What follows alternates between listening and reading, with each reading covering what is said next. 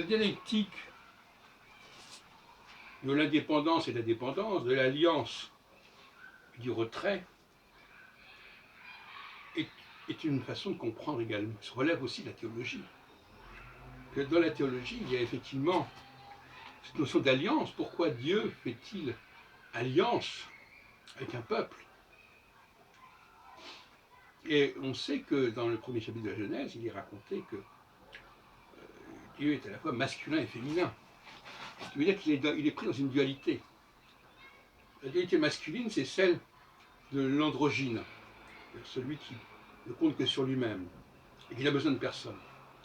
Et la dimension féminine, c'est celle où l'on recherche l'alliance, le pacte.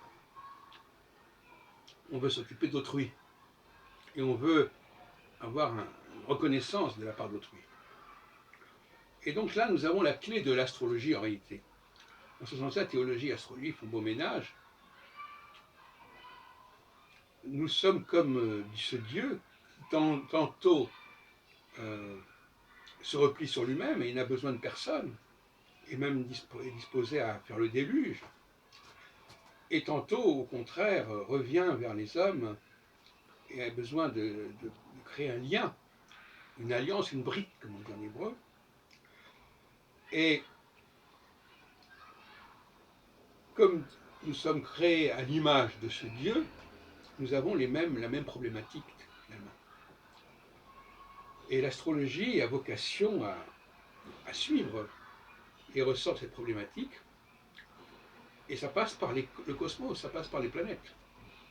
Les planètes qui elles-mêmes sont marquées par cette dualité, selon un processus que j'ai déjà explicité à plusieurs reprises, sur lequel je ne reviendrai pas dans le détail, bien sûr, à savoir que quand la planète est en situation de carré et d'opposition, elle est dans un processus de fermeté, elle n'a pas besoin de dépendre d'autrui. Et quand elle est en processus intermédiaire, qui correspond grosso modo aux aspects de 60 et 120 degrés, qui sont dans 80 degrés se situant à mi-chemin entre 60 degrés et 80 degrés,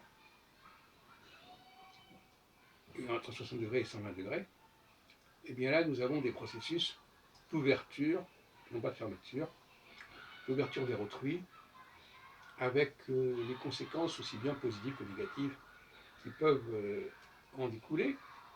Dans la vie politique et dans l'histoire, on voit aussi des alliances qui tout d'un coup se mettent en place et qui tout d'un coup sont dénoncées. Un des cas les plus remarquables, c'est le pacte germano-soviétique de 1939, qui va être dénoncé 2 ans plus tard par Hitler, qui débouchera sur l'invasion de la Russie.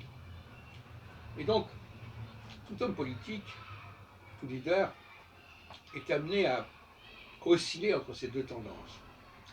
Et la conscience politique exige que la population soit au courant de ce balancement, et qu'elle ne s'en offusque pas, qu'elle ne crie pas au scandale parce que quelqu'un, à un moment donné, est passé du souverainisme à l'union avec d'autres peuples, d'autres États, et inversement, de l'union à une certaine forme de souverainisme.